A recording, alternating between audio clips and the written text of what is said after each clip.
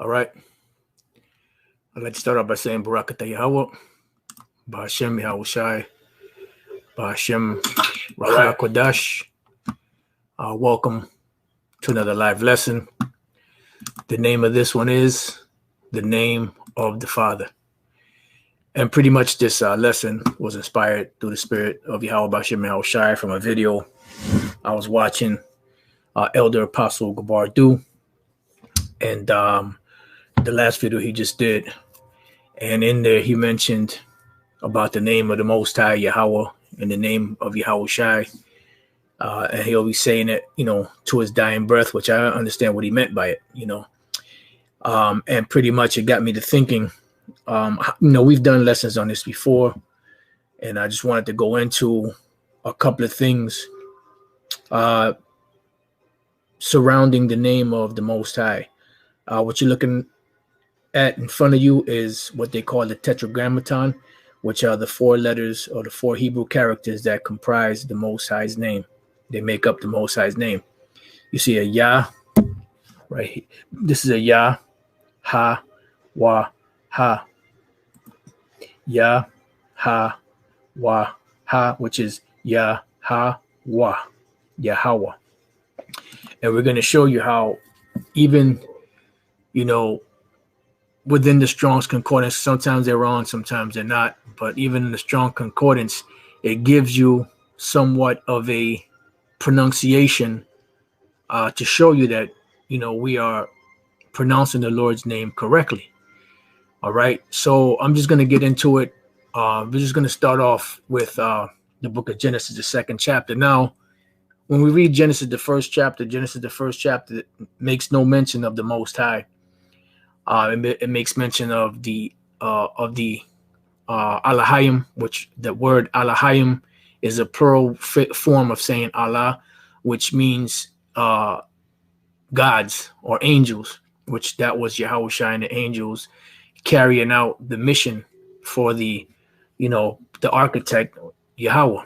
And pretty much in the second chapter of Genesis, it gives you a run back, a recounting of what took place and how the architect Yahweh came to look and to view upon, the creation, the vision that he has, that he gave to Yahushua and the angels. And that's why they kept saying, and the power saw that it was good. Why? Because it was according to the plans of the Most High. It's just like when you have a regular architect that has a vision for a particular building, whatever the trimmings are of it, and he, sketches it out and gives it to a foreman or, a lead carpenter, and they go and they construct from the sketch the vision of that architect. And then once the project, is on its way or it's done, usually the architect will, take a look at it, maybe take pictures and admire, the vision that he had that was realized by these different carpenters and different, people that made it happen. So that's a small example of what's going on here. This is the Most High coming to take a look at everything that took place.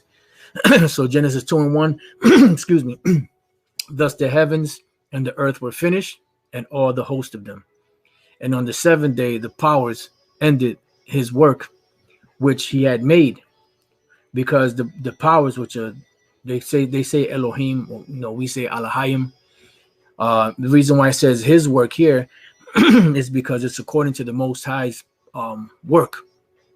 Now sometimes you see where it says our, which is Yahushua and the angels, but they are putting out the work of the Most High. So on the seventh day, the powers ended his work, which he had made, and he rested on the seventh day from all his work, which he had made. Because this God here is dealing with Yahushua and the angels. But the Most High Yahweh gave Yahushua the blueprint on what to do. And the powers blessed the seventh day and sanctified it, because that in it he had rested from all his work, which he had created and made. Now, this is the point here. These are the generations of the heavens and of the earth when they were created, in the day that the Lord, you see here, all caps, God made the earth and the heavens. So this Lord here in all caps is where you get, this is the English translation of what they call the Tetragrammaton. All right. And it's all in caps because this is the Most High, his proper name. And when we look through the Hebrew portion of it, you look through here, you come across the 4 letters or the Tetragrammaton, Yah, Ha, Wa, Ha, which is Yah, Ha, Wa, Yahweh. When you look at this name, Yahweh, and before we get into that, I want to read, I'm going to let you hear how he pronounces it. Strong's H 3068, Yehovah, Yehovah. So it's kind of close, but they got the O there. Now, before we go into any more, I want to go here to Psalm 68 and 4 real quick. It says, sing unto the Most High, sing praises to his name.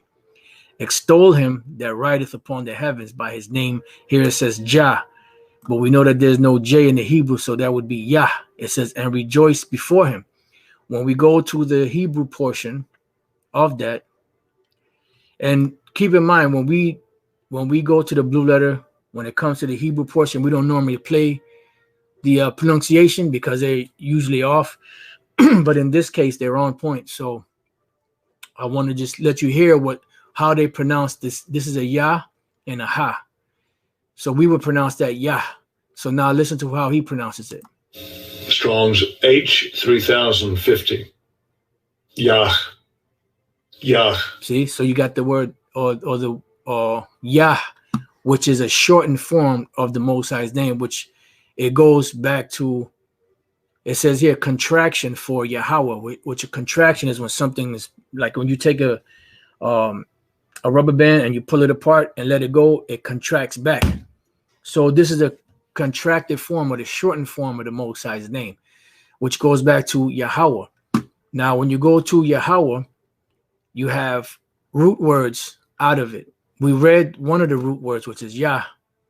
Now, another root word goes back to the Hebrew Hayah, which watch how he said. Strong's H 1961, Hayah. So sometimes Hayah. Sometimes the Hebrew is pronounced correctly, but for the most part, they pronounce it the other way. So it goes back to another root word, which is Hawa, which basically means to be. This is the second part of the Most High's name. Strong's H 1933, Hava, Hava. Right. So now we know that there's no V's in the Hebrew because the Latin, which comes after the Hebrew, comes after the Hebrew and the Greek. I have here learn Latin colors. This is a pronunciation color chart for different Latin colors. Now listen to the woman how she pronounces these words, certain words. Caeruleus, which is blue. Fulvus. What did she say for brown? Full was. If we were to read this, we would say full was. But she said Fulvus. Full was, because the V was really a wa. So let's hear it again. Fulvus. Full was.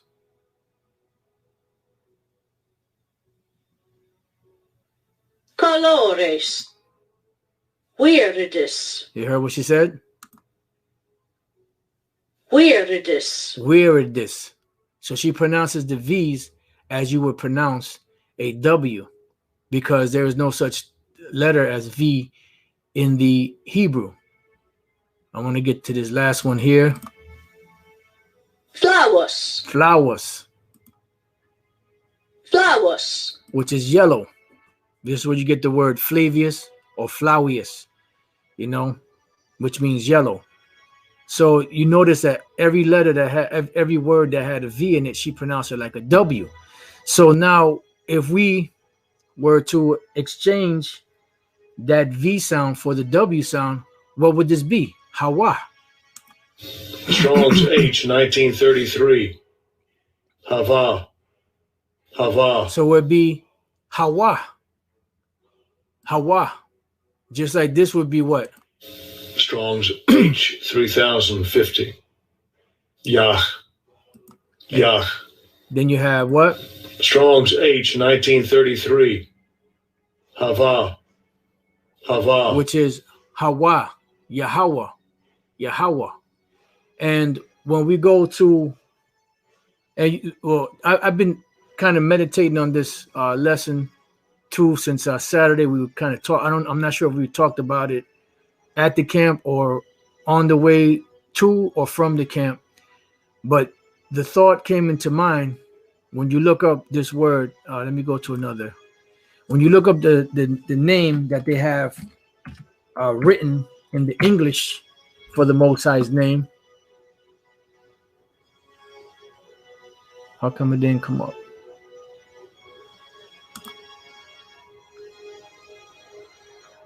Did I spell it wrong?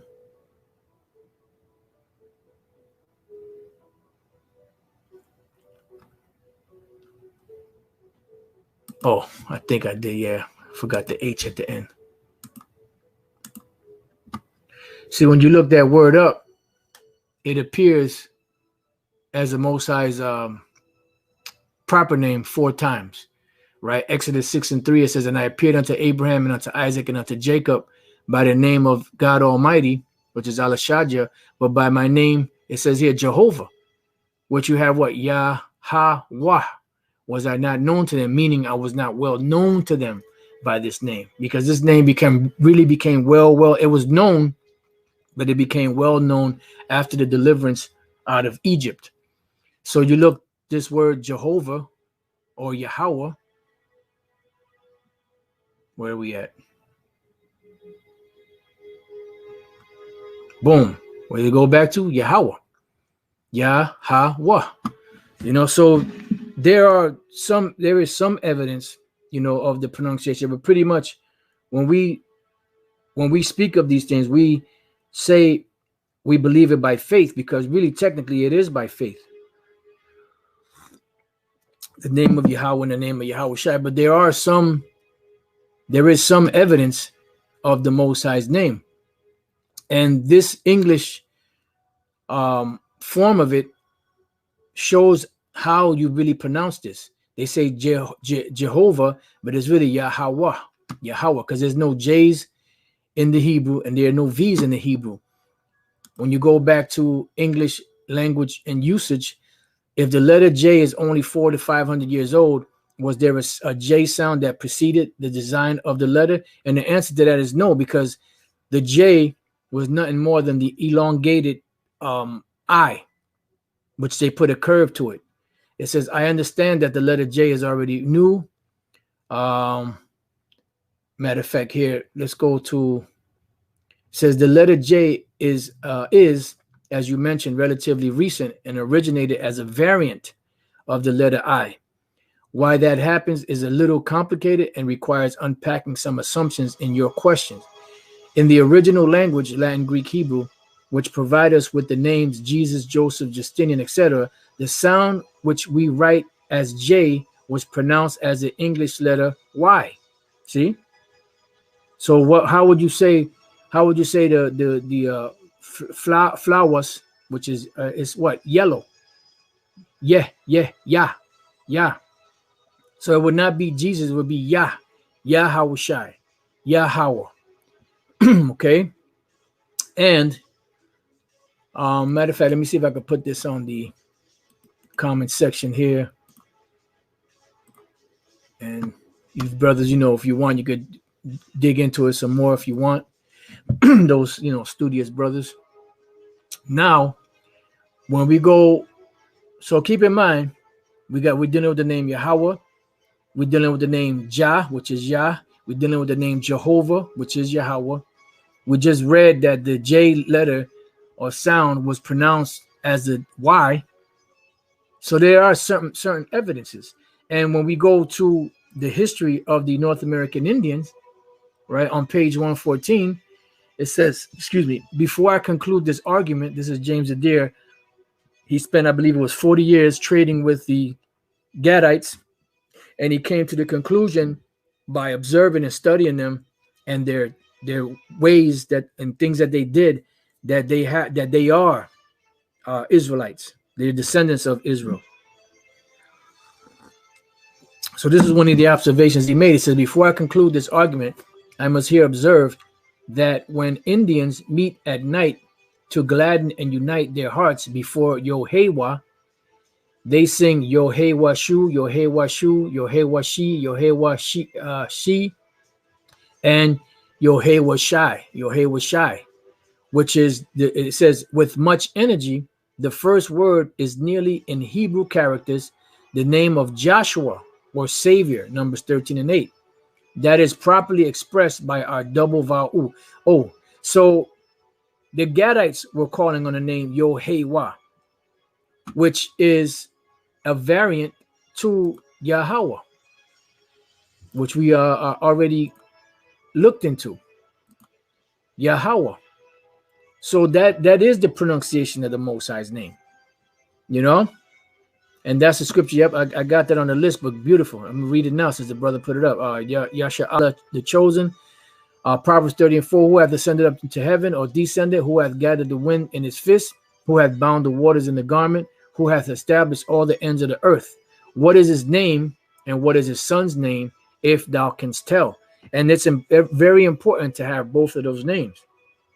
The very first thing that Yahushua did when he came to the disciples was what? Let's go to St. John 17 and 6. It says, I have manifested thy name unto the men which thou gavest me out of the world. Thine they were, and thou gavest them me, and they have kept thy word. See? So they kept thy word. So what did Yahushua also say outside of manifesting the name of the Most High to his disciples? St. John 14 and 12, verily, verily, I say unto you, he that believeth on me, the works that I do shall he do also, and greater works than these shall he do, because I go unto my Father. And whatsoever you shall ask in my name, that's why it says, what is his name and what is his son's name, if thou canst tell. That will I do, that the Father may be glorified in the Son. If you shall ask anything in my name, I will do it. See? And when he came to the Apostle Paul, he came to him in what? He spoke to him in the Hebrew tongue, said, I am Yahushua whom thou persecutest. Because the Israelites spoke the Hebrew. They didn't speak, you had some that spoke Greek and Latin, different languages, but the language of Israel, of the Israelites, is the Hebrew.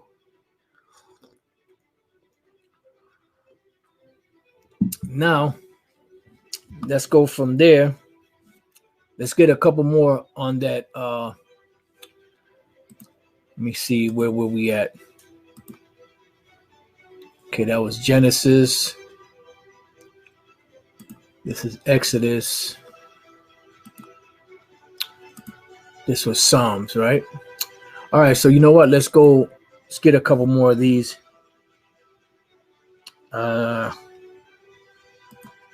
Let's see, Psalms 83 and 18. It says that men, let's start at 17. Let them be confounded and troubled forever. Yea, let them be put to shame and perish. That men may know that thou, whose name alone is, here it says Jehovah, but we know it's Yahweh, are the Most High over all the earth. So this name appears about 7 times in the English, in the scriptures. 4 times is like the personalized name of the Most High, and then a couple of other times it's our forefathers naming some plot of land or a well or something like that. I believe it was by the name of Yahweh, and they put something else at the end. All right, and then every time you go to the Hebrew portion of where you see the English name Jehovah, you have what? Yahweh. And we went through the pronunciations of it in the blue letter, which we normally don't do, but it's a lot closer to how we pronounce it, Yahweh, and that's why you have the English word Jehovah. That's why you have the so-called Jehovah Witnesses, which think that that's the name of the Most High, but that's not the name of the Most High, but it has the sounding, what is it? The three syllables, Yah, Ha, Wah, Jehovah. And then Gad said what? Yo, Hey, Wah. You see? And then there was another movie, I believe Apostle just mentioned it in one of the last videos he just did, concerning Gad calling upon the name of the Most High, and he said Yahweh. And Shalom, to the elders and the Akim, and the common boards and the Akwath, So there is evidence of the Most High's name in the pronunciation, but it's not how can I say, it's not conclusive, of pronouncing it Yahweh, even though we do have some sounds that do pronounce it that way, and then you have Yahushai, because another thing, when we read Proverbs 30:4, it said, what is his name and what is his son's name, if thou canst tell. Now let's go from there to the book of Revelation, chapter 14:1. It says, and I looked, and lo, a lamb stood on the Mount Zion. The lamb is Yahushai, the Mount Zion is Israel, and with him are the Israelites, and with him 144,000, the governing body of Israel, having his father's name written in their foreheads. Now, when we go and we examine that, let's see what this says here. Right, this is the NLT. Revelation 14:1. Then I saw the Lamb standing on Mount Zion, and with him 144,000 who had his name and his father's name written on their foreheads. Why? Because you have to have both of these names. That is the perfection. That's why Yahushua said, anything you shall ask the Father in my name. Then it says in Acts 4, that there's no other name under heaven given whereby men or Israelite men can be saved. You see, so both of those names are important, and I'm going to get back to this. Why? Let's go real quick to, matter of fact, let me leave this in case we go back to it. Let's go to Proverbs 18:10. It says, the name of the Lord, Yahweh Bashem Yahushai, is a strong tower. The righteous runneth into it and is safe. So there's safety in that name. So now going back to this Revelation, when we see here who had his name and his father's name written on their foreheads, when you go to the Greek, you say here, To Onoma is name, right? I believe To is his name. To Onoma, which is name. How to, if I'm pronouncing it correctly, is his name, Kai, and To, the Onoma, name, to his Patros, father. His name and his father's name. So you see it in the English here, in the New Living Translation. You see it in the Greek. And then when we go to the Hebrew portion, this is Revelation 14:1. You have here what? Asherah, Shamwa. Sham is name. Y at the end is his. Shamwa. Wa Sham. Y at the beginning of a word is and. Sham is name. And then Abba Yahweh. The Y at the end makes it his. So Shamwa, his name. Wa Sham, and name. Abba Yahweh, his father. And the Yah there makes it possessive. That's why it says his father. So Abba and Wa, or Abba Yahweh, his father. So name, his name, and name, his father. And it goes on to say written in their foreheads. So pretty much, you have to have both of those names. And both of those names are very important. So I kind of, just something that came to mind. I made that observation, Saturday. And, when you look up the word Jehovah, and there's a couple more precepts that go into that. The Hebrew translation goes back to the Most High's name, Yahweh, which they have the syllables correct, but they don't have the proper pronunciation. All right. So there are, like I said, there is some evidence of the Most High's name and the pronunciation, but we still keep it by faith because it's not concrete for everybody, because the Lord doesn't want it that way, because then everybody would believe it. And you notice that you have in the Bible, you have the English pronunciation Jehovah, or the Jehovah, but then you have those Edomites that say that the Most High's name is Yahweh, which that's not the Most High's name. His name is Yahweh. All right. So with that, I pray that you brothers have been edified. Till the next time I say Shalom.